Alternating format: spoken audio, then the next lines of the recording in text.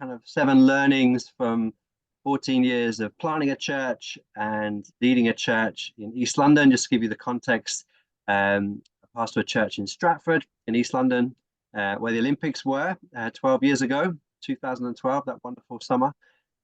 So we planted the church, myself and my wife Jen, in February 2010. So that was when the adventure began. So with that in mind, and with kind of a bit of history under the belt, and all the ups and downs of giving and church life and finance, I've just come up with 7 real learnings, top tips, whatever you want to call them, from leading a church in this modern era, with the challenges of finance. The first one is to lead with faith and not finances. I think there's such a tendency to lead the other way around.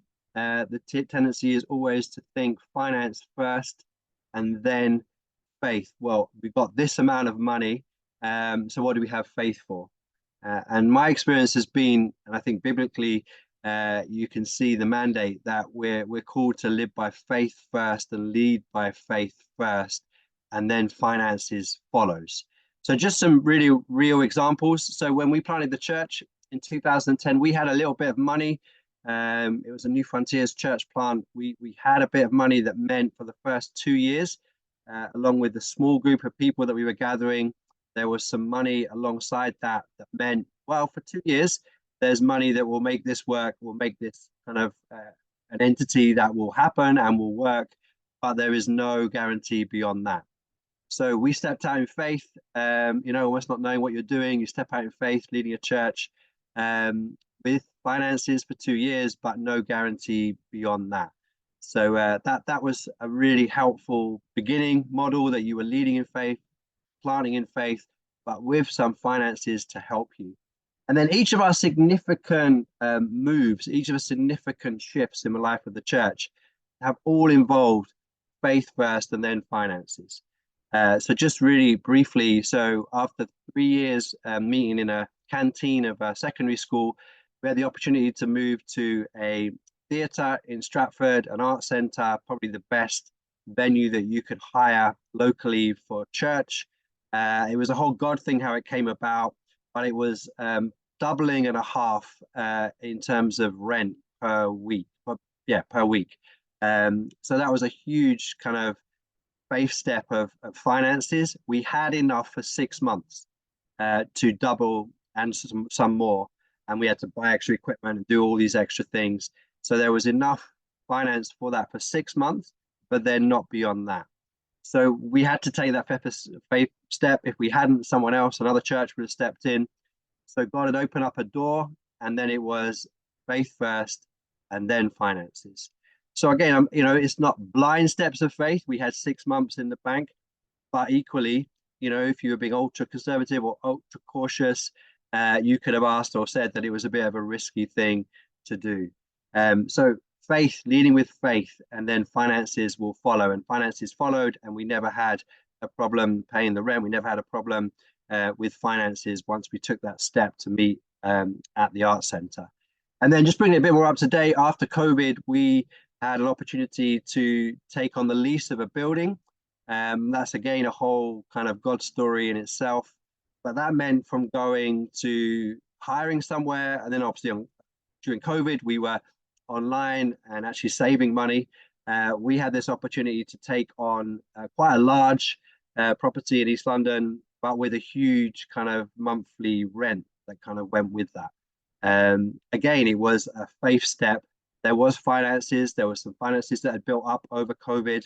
That meant we had finances for the first, again, 6 months or so, but it was leading with faith first. You were signing a contract. You were signing to say that you would be able to pay the rent going forward, whatever happened. So you were taking a faith step, believing that finances would follow. So there's loads more I could say. There's all the ins and outs. I've just given you the headlines, but I think it's so important as church leaders that we lead with faith first and know that finances will follow. Second thing, second top tip is transparency is vital when it comes to finances and giving.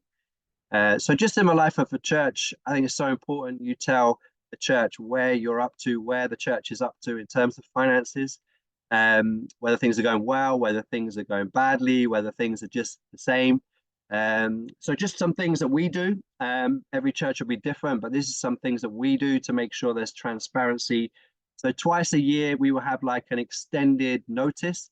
So just like 7-8 minutes during the church service where Dave, who's our treasurer, will kind of just give a very short snapshot of the giving in the life of the church.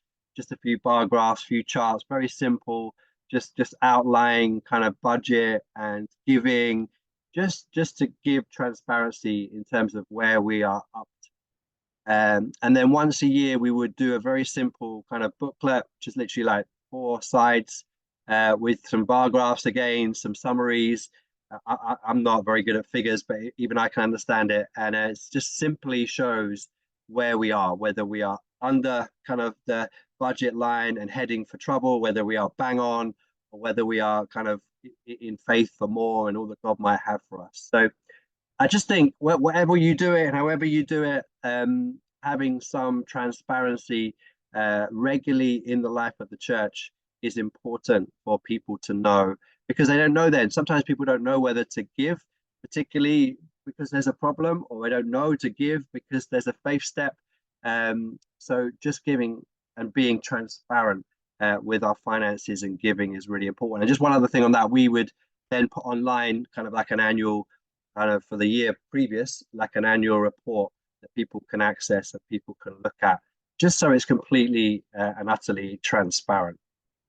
Third little top tip, we have always as a church prioritized giving away money, finance beyond the local church. So we've done that in so many different ways, which I'll share in a moment. But I think it's so important that, you know, not everything that is given into the life of the church is just for your local mission. For us in Stratford and East London, we have always made sure that in different ways we would then give some money away. Some churches are very specific; they give away 10%, you know, of all that they get. We haven't been specific on that amount. Sometimes we've given away more than that, sometimes less. But what we have always had in the DNA of the church is that we have given away to mission, to people, to organizations, to a whole variety of things outside of the mission of the local church where we are situated. So we've done that through New Frontiers, which is the family of churches we're a part of. We've done that through people, individuals in the life of the church. So we're a very multi-nation church. So we've given to build a well in Zimbabwe through someone whose village that they came from desperately needed a source of running water. We've given to help missionary children in India. We've helped fund a hospital in Egypt. We've helped give to street kids in Colombia. And each of those are because there's someone in the life of the church who had that connection. So we gave specifically to something that was the connection with someone in the life of the church. We've also given to Compassion, we've given to Tear Fund. So whatever works, you know, it could be a link in the church, it could be the umbrella family of churches you're part of, or it could be, you know, any other way that God guides you or leads you. But I personally think there's such an important principle that you are giving away something of your budget, and you're not just holding on to it all for the local mission. So that's number 3. Number 4, we just made sure that we talk normally and regularly about money. Just that it's a normal part of a conversation. It's not weird, because sometimes I think churches talking about money can be weird. It's got a bad rap because maybe the prosperity gospel, and because of that, people are then scared to talk about it. So we just make sure that money is part of the normal conversation. So a few ways we do that, like part of the notices every Sunday, and notices at Hope Church are short, they're not long and drawn out, but we will always mention giving. It's very brief, but we will always mention it. It's deliberate because we just don't want to not be talking about money. So we'll just say, oh, these are the ways you can give. We love to be joyful in our giving. We love to give sacrificially to the life of the church. God bless you. If you're part of this church, and do give. These are the different ways to give. You know, it's not much more than that, but it's always mentioned. And I think that's important.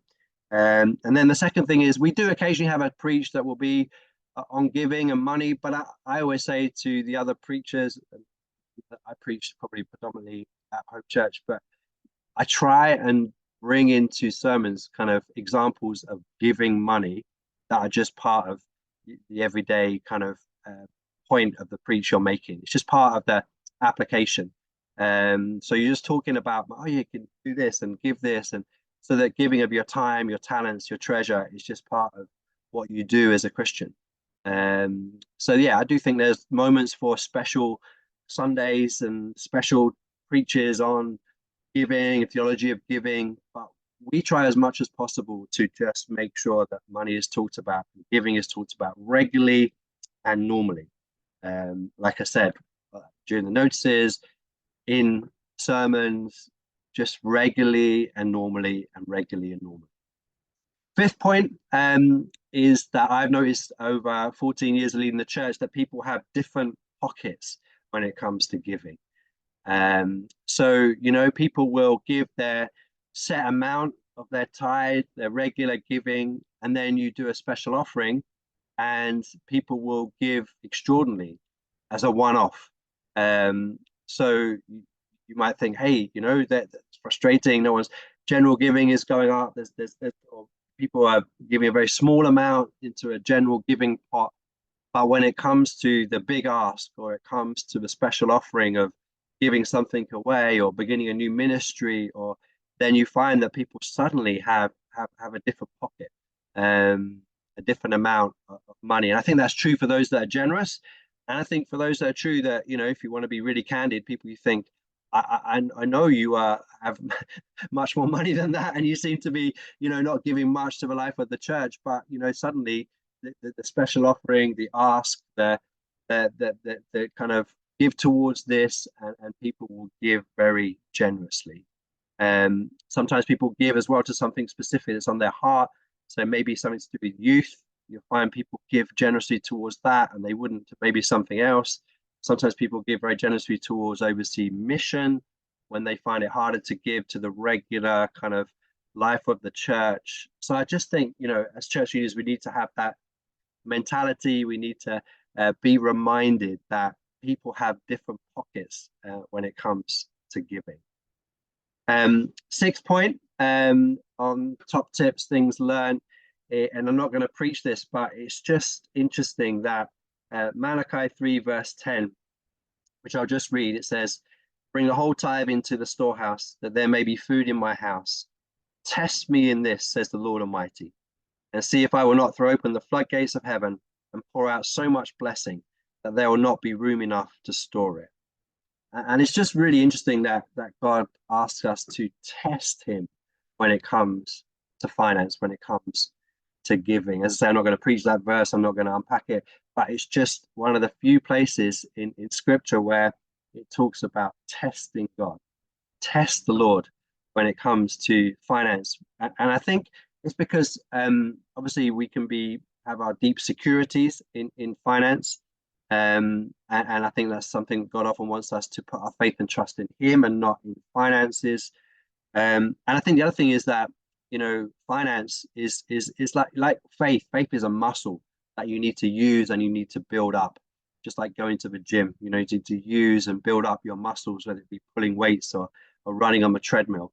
And I think faith is something that you build up over time. And I think particularly the giving muscle of testing God in small amounts, in larger amounts, and everything in between. You know, it's testing the Lord. It's growing in confidence. It's growing in faith. So I think, you know, church leaders, we can sometimes, I think, be conservative in our thinking when it comes towards finance, because we can sometimes be a bit scared of the consequences, or if it goes wrong, or you know, or the big ask, and what if people don't respond. But it is interesting, we must come back to it, that God says, test me in this, you know. So it is meant to be a bit of a faith journey, and a challenge for us all. And then finally, seventh point is we're just to lead, I believe, and give by example. And I think, you know, giving and faith and finances, I personally believe you need to lead by example. And that's not to tell the rest of the church what you give and how much you give, but the Lord knows. And I do think there's an integrity issue. And, if you're asking the church to give, or you're asking the church to double tithe, or you're asking the church to give to a special offering, all of which I've done, then I think you need to live by example. You need to lead by example. And like I said, I don't think that's something you necessarily need to share with the rest of the church, but the Lord knows, God knows. And I think there's something about being men and women of integrity when it comes to speaking about finance, that we are backing that up in our own lives. And there may be seasons and moments when there's challenges that we face that mean, we're still giving, but maybe not quite as generously or sacrificially as we would like to. And other moments when we really go out on a limb and we really do lead by example. And we give sacrificially towards a special offering, or for a building, or for a new ministry post, or we really need to bring in more regular income, so we double tithe for a certain period of time. There can be variations on it, and seasons where we give more generously and all of that. But I just think it's so important that when we're talking about money, when we're preaching about money, when we're talking in faith about finances and money, that we live by example. And I think the Lord knows that.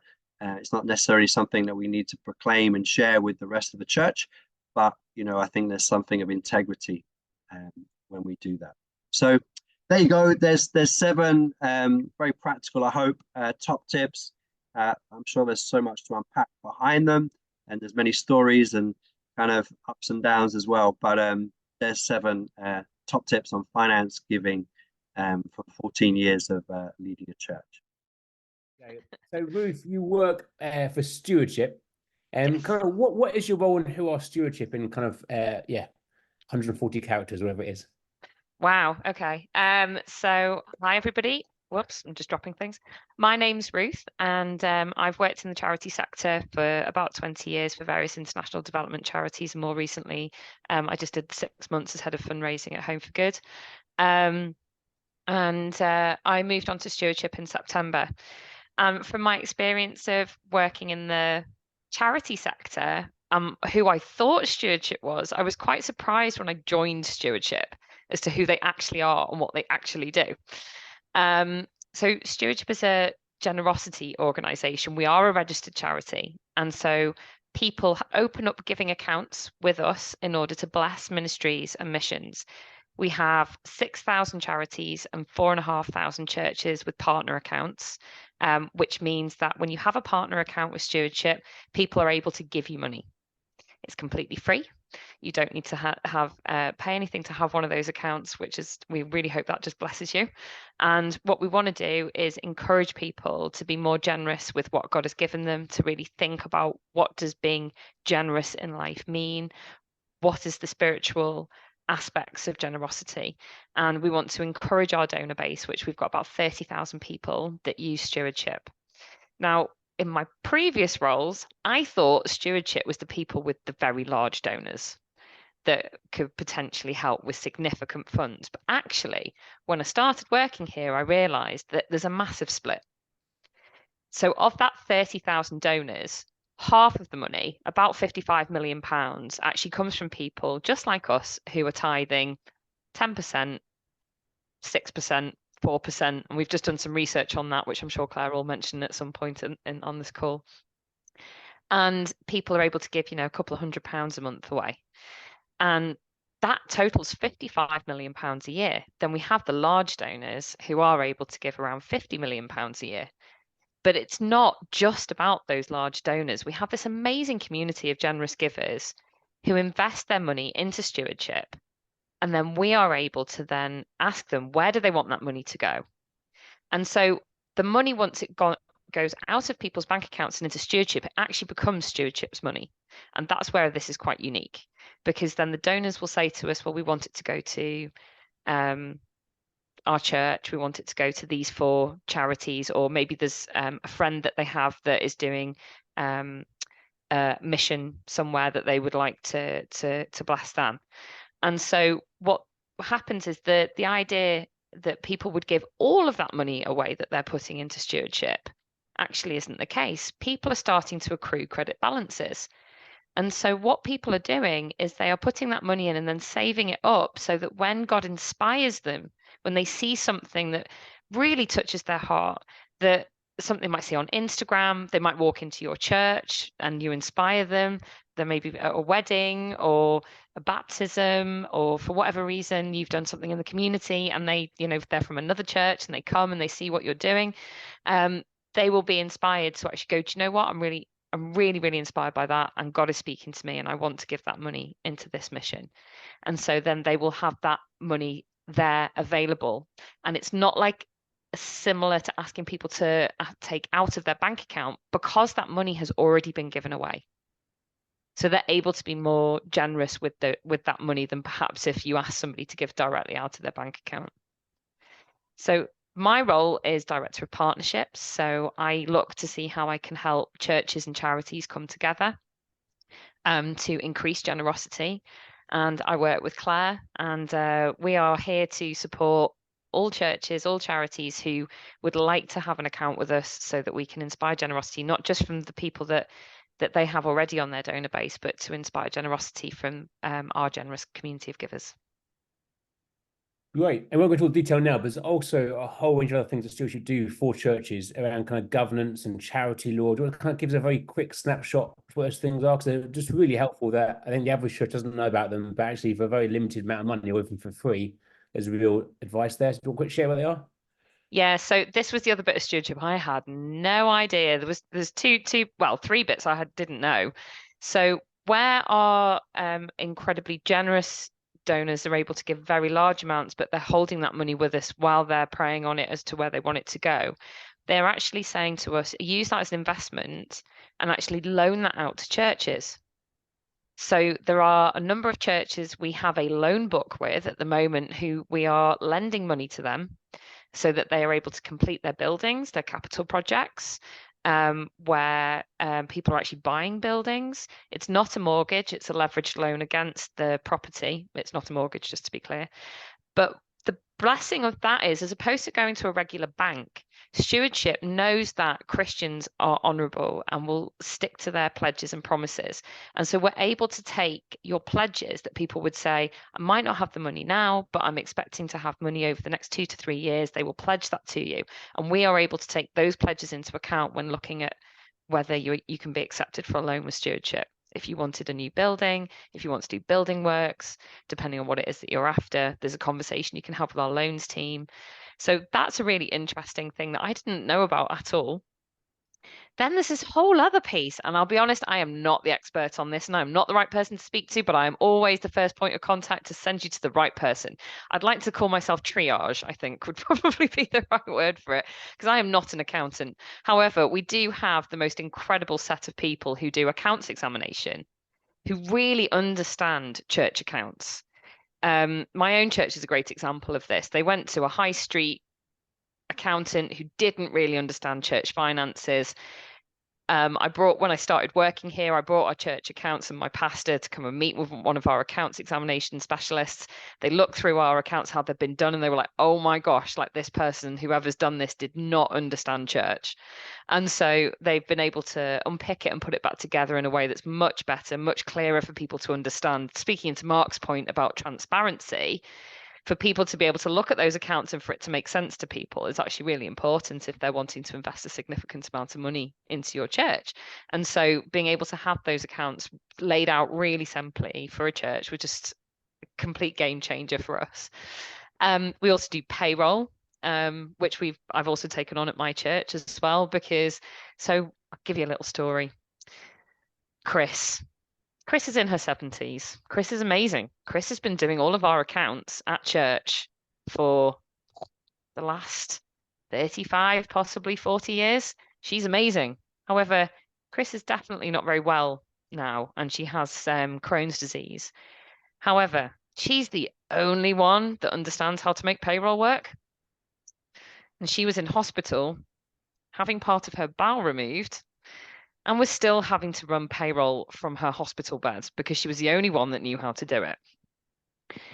Stewardship has stepped in and took over that entire process for my church, which means it's released Chris to recover, be well, get better, and never be in a situation where she has to do that so that our staff get paid at church when she's sick and in hospital.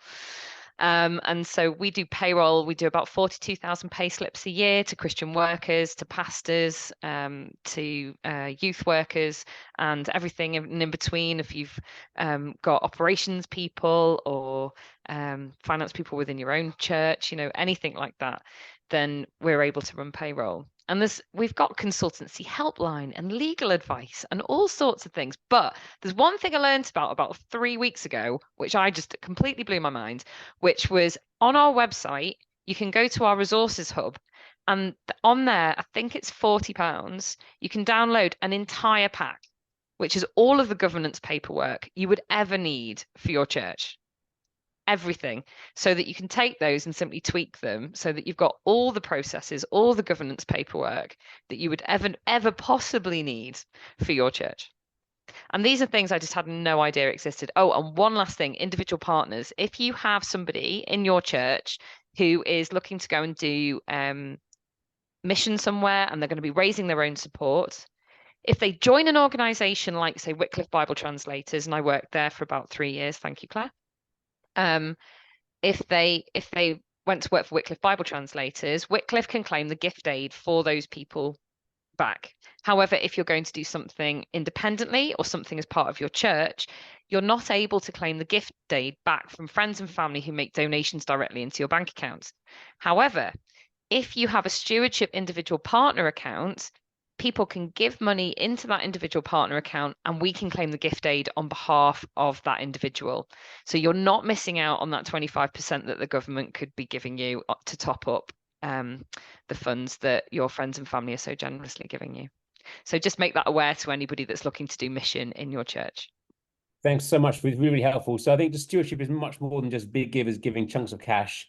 It's about a whole bunch of resource. So if you've got any issue with the church, whether it's around governance or finance or payroll, I would suggest the first port of call is give stewardship a call and see what they can do, because often it's much cheaper than a high street group or it's free. So it's a great resource there for the church to use and be aware of. So we're talking about the idea of having a giving page. Claire, you're going to share now just a bit of an update, really, because there's been a bit of a revolution for how you do giving pages. And is it 30,000 Christians have got a giving page already? Is that right? A personal one for they can give through. Yeah. But then you've got a whole way of actually helping churches think through creating giving pages going forward. So Claire, over to you. Absolutely. Thank you. Hold off for a moment, Lucy. I can see that you're poised, ready to share. So yes, so all of our givers can then look to see on our partner pages who they would like to share generosity with. And that might be churches, that might be charities, and that might be our individual partners, as Ruth mentioned before. And each of those three groupings can have partner account pages. At Stewardship, we're always looking to try and improve what we offer. And we have been aware over the last couple of years that those pages that churches, charities, and individual partners can have are not fit for purpose. And so we've been talking to our partners to find out what they would like to be able to say about themselves on their pages. And currently, our tech developers are building the new pages that will go live later this summer. So I'm just going to take you through what the changes will be and hope that I will inspire you that if your churches are not currently partners with Stewardship, that they would like to consider us being your generosity partners going forwards. So let me just briefly show you what the pages look like at the moment. So Lucy, this is the moment. So at the moment, the pages look a bit like this. They are quite dull in branding. The brown of Stewardship, I love that earthy colour brown, but it's not really very representative of your organisations. It speaks more of Stewardship than of your organisations. And we know that where there is personalisation, where organisations can bring their dynamic to a giving page, there's about 40% more generosity shown. So we've taken that on board, and we're going to be moving from having pages that look like an organisation on a stewardship page to more of a stewardship hosting the organisations. So I can only show you our artists' mock-ups because we're a couple of weeks or so off our testing and then launch. But if we move on to the next page, Lucy, this is what is coming next. So you can see they're going to be much lighter and brighter. We're going to be able to have banner images. There will be chances to have a profile picture that will showcase who your organisation is, who your church is. Something says about what you are doing in your communities, what makes you tick. That chance to be able to show off who you are.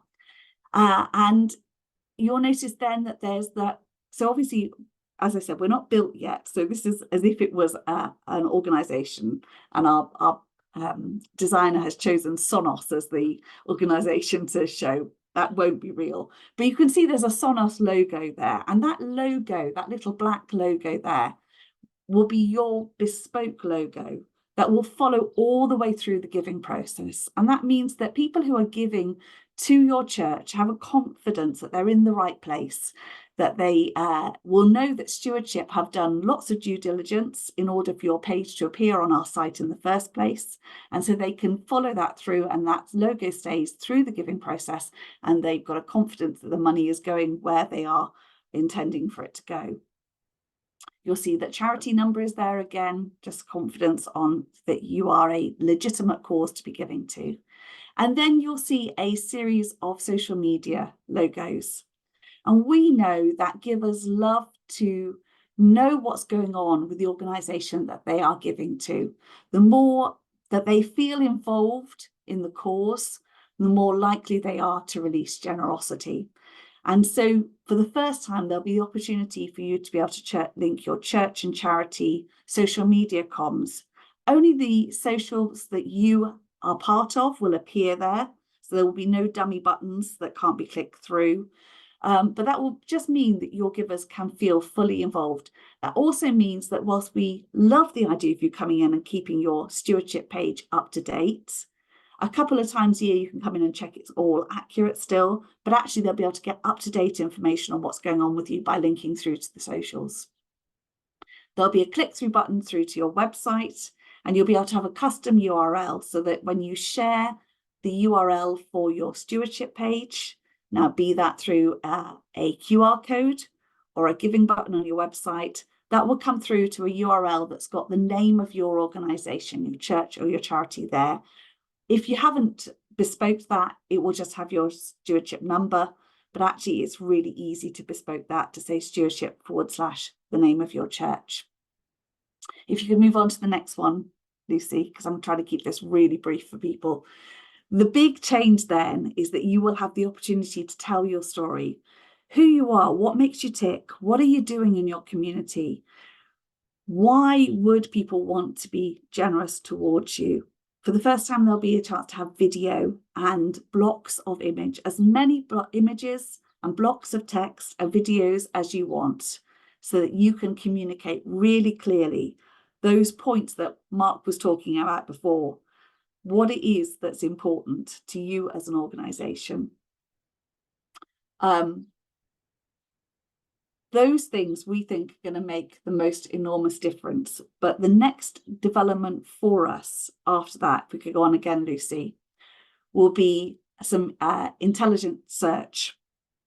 And so we'll be inviting churches and charities to choose up to 3 causes that you are most passionate about, that you can align your churches with. And that will mean that when people are searching, those givers that Ruth was talking about who have the balances accruing, waiting to be inspired, to be generous, with money that they no longer think of their own because they've already given it away, when they search and say that we are passionate about sports and recreation for children and youth, if you have aligned your organisation with those causes, your organisation should come in that search. So that's a new feature that will come when we do this project upgrade. It will make a vast difference. If you don't currently work with stewardship, we would love to have a conversation with you about that. We know that the more ways that we offer people to be generous, the better. And if you are currently stewardship clients and have not got a stewardship giving button on your website, it would be great to be able to include that, because again, as we were saying, when there is that specific request to people to be generous, that can sometimes be the kick to people to open up their wallets in a way that they wouldn't otherwise. And if it is money that they have already given away into their stewardship account and they see a stewardship giving button, that might be the time then when they will make that extraordinarily generous gift to your organisation. I've also seen churches that have got QR codes in the pews. And again, we can easily enable that for you. So if you are, your giving is coming with stewardship, we can easily enable you to have people give in church on a Sunday through that QR code. If we could go on to the next one, please, Lucy. So if you are already a stewardship church and would like to be involved in the early adoption and early rollout of this product upgrade, we're looking for people who would like to be part of it. And if you get in contact with me today, I can send you what you need to get ready for when we launch. And we've got a small group, we've got about 30 churches and charities who are going to be part of our early launch. But if you would like to be part of it as well, and would like to become a stewardship partner in order to do that, or if you're already a stewardship partner, get in contact with us and we'll help you get everything you need ready for launch day.